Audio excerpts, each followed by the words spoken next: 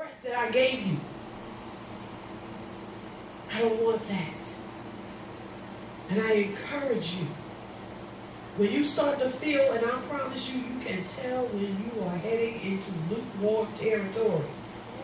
You can feel it. When you start to feel it, that's the time to say, God, have mercy, help me. I need you.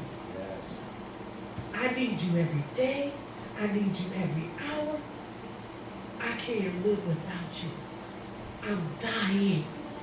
And God, I need you to resurrect me. He said, just ask.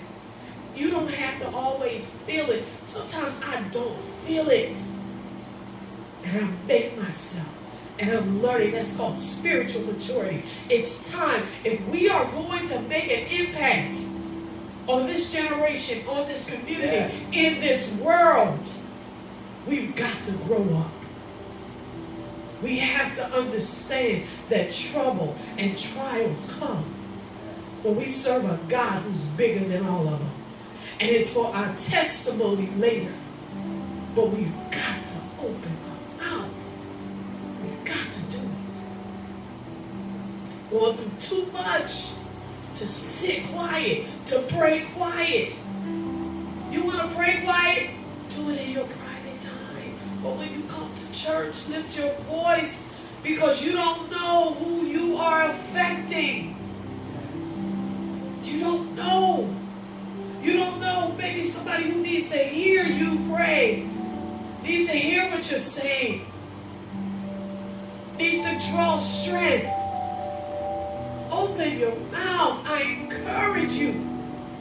A whole generation is dying because people are silent or speaking the wrong thing that doesn't give life. I encourage you. I encourage you. Open your mouth in prayer, in worship. Take the initiative to do it. Who cares who's looking? Who cares?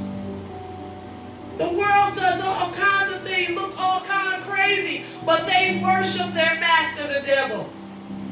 They serve him with all their strength. They look crazy, but they do it. If I gotta scream, Jesus, do it.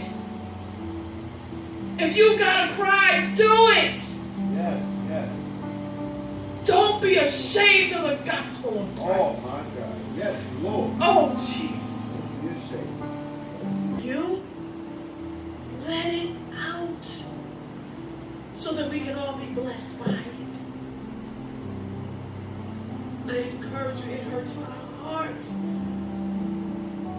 when we're in prayer, when we're in worship, and you sit. Why are you sitting when people can't stand? People have no legs. We have our legs. We have our feet. We have our hands. We have our voice. And we sit. God, help us. I'm not judging you. I'm trying to tell you, give God everything while you can. Give it to him while you can. While you're in your youth. While you have your strength. Give it to him. Go crazy for the Lord. Be excited about him. When you walk in, don't worry about anybody else. You come with your praise. If you got to be the first one to start it off, be that one. And I promise you, when it's done in sincerity, others will join it. But I'm encouraging you, please, please. I don't care whether it's this church or whether it's another church, wherever you go, and you have an opportunity to glorify God, give him all of your strength. Hold nothing back. Cheer for God like you're cheering for your champion, your team. And recognize that he is the king of the universe. He is the very reason why you can even have the breath to cheer. When we start looking at God like that, it won't be a thing for us to praise him. It won't be a thing for us to open our mouth. If we have to shift the way we see God, We've got to make God real for us. Take him off the pages. Look at what he's done in your life. Make God real so that you can experience an encounter with God that will forever change you. And when you are weak, and when you are discouraged, and when you are hurting, and when you are afraid, God, because he's real to you, will comfort and heal and deliver and save and answer and move. He wants to be near, but he wants us to open up. My husband will never know that I love him if I don't say it. Yes, actions mean everything, but it's nice to hear. My children, I can show you, and that's important, but it's also good to hear. Let God hear you. Brag on him, love on him.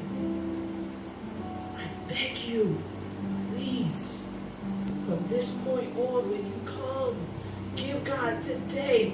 If you didn't already,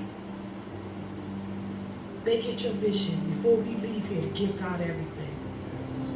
Make it your mission, make it your purpose to give him everything before you leave here.